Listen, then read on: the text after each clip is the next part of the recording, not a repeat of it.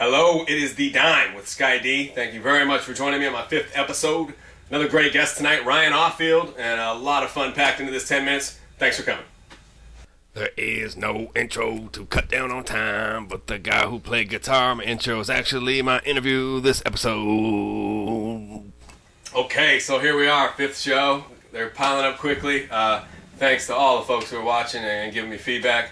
We have, if there is a theme of tonight's show, it's going to be game shows. And, you know, back to the 80s and the classic heyday of great game shows.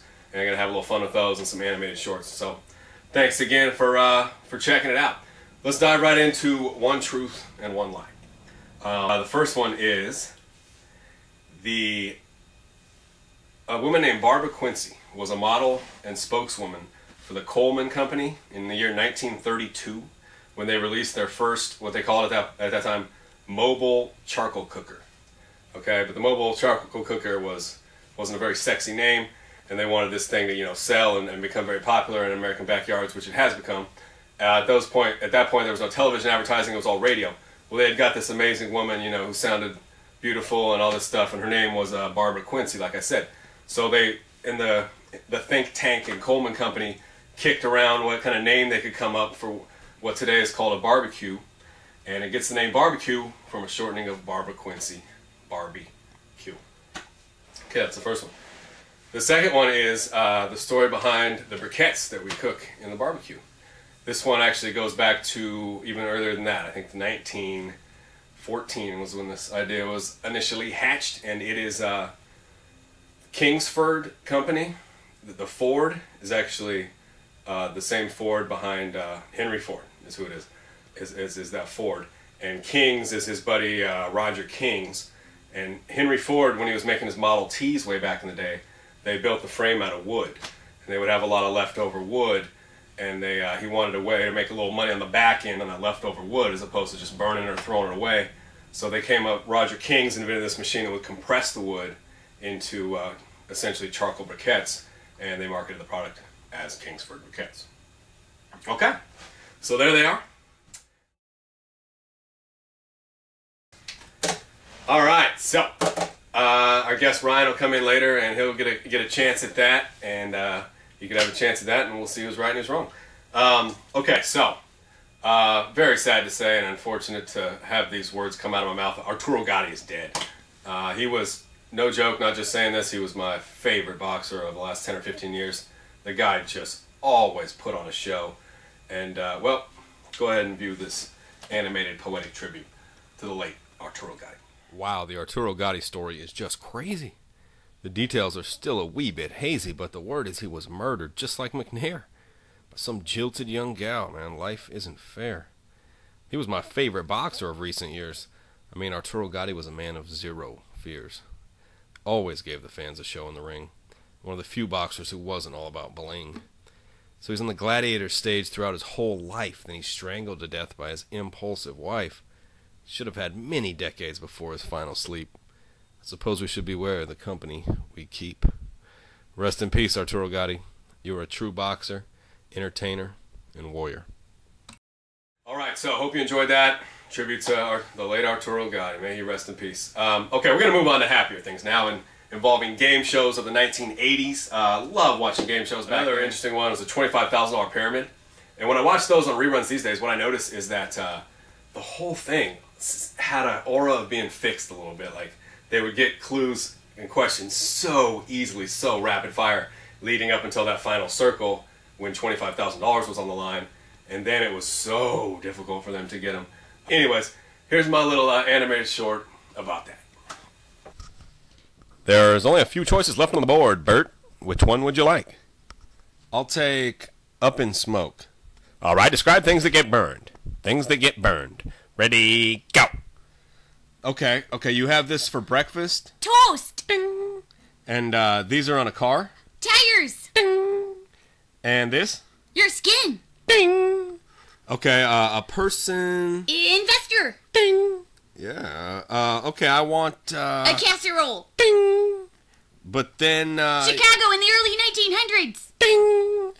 Right. And incense. Ding.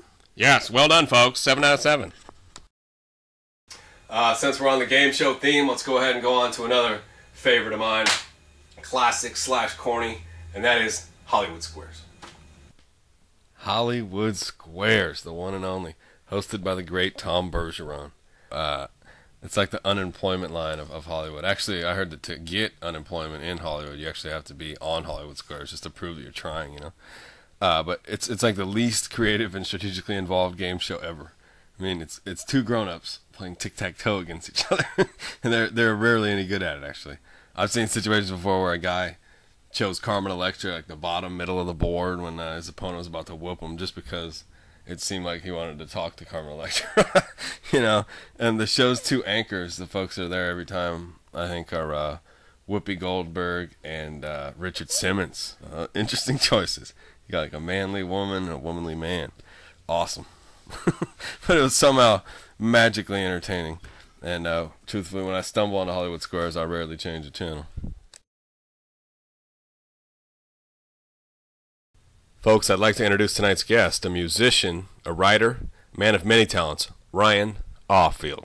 Okay, my guest on my 5th show has joined us, and I'm glad to say my good buddy Ryan Offield. How are you, Mr. D? Very good, man. Very good. So full disclosure, as I usually do right up front, Ryan's been a buddy of mine for about 4 or 5 years now. Through him, I've met a network of very talented people, a couple of which I've interviewed or plan on interviewing in the future. Ryan's main thing right now is the Inversions. I play bass for them, have for a long time. About a year and a half ago or so, we finally kind of got the last piece of the puzzle, drummer Skye D, and since then it's been more fun than ever. all right. So the Inversions. Let's get the ad here up front. You guys have a website, inversions.com? Yeah, we got theinversions.com, MySpace, Facebook, Twitter, pretty much. If you can think of it, we tried to set one up in case that's how you like talking to people. How old were you when you first picked up a guitar? Guitar 13, bass like 19, something like that. I could be wrong by a year or two either way, but in general. You first started playing the guitar at 13. Was that something you picked up in school, or? My best friend at the time, still one of my best friends, was a brilliant guitarist, so I played back up to his lead, and we'd play AC/DC albums all the time, and it was just too much fun to stop. Oh, okay. Yeah, I was lucky enough to, I used to live right around the corner from the Inversions practice grounds, and it was just an amazing treat, like a free ticket to a concert whenever I wanted it. So they're quite a band, and you should know out there, they were also nominated for a Sammy Award for Greatest Rock Band, which is from the Sacramento News and Review magazine. So anyways, in the future, what do you guys got going in the next couple months? We are releasing a video for the song Brain Dead Heart that came out off our last EP. It's about nearly a year old now, but it came out pretty good. We're excited about it. It's going to be at the SAC Independent Film Festival, and coming up on Saturday the 25th. Oh, excellent. Yeah, we're excited. So this Saturday. Yeah. And Brain Dead Heart was on the album It's Only Temporary. It's Only Temporary, which one of your many talents you did the cover art for. Correct, man. Thank you very much for giving me that chance. All right, so we've reached the point where Ryan's going to go ahead and decide which one of those stories he believes to be true and which one is incorrect. I believe our guests so far, I didn't have Randy Macho Man Savage guess last week, but he actually guessed off camera and he was wrong. So our guests are 2 for 4. Okay, so Ryan, we have 2 barbecue-related stories. The one is the naming of barbecue after Barbara Quincy, and the other is the Kingsford Charcoal Briquettes. Which one do you believe is true? I'm going with barbecue is the truth. But the Barbara Quincy. Okay, so it is time for the final answer to be revealed. And here it is.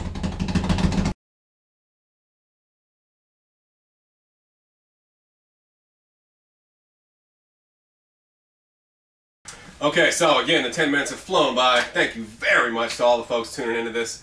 I'd love for you to subscribe to me up in the corner here. Thanks a million, my buddy Ryan Offield here. Look for the Inversions around town and at my wedding here in a little bit, which is going to be a total blast. So thanks again, and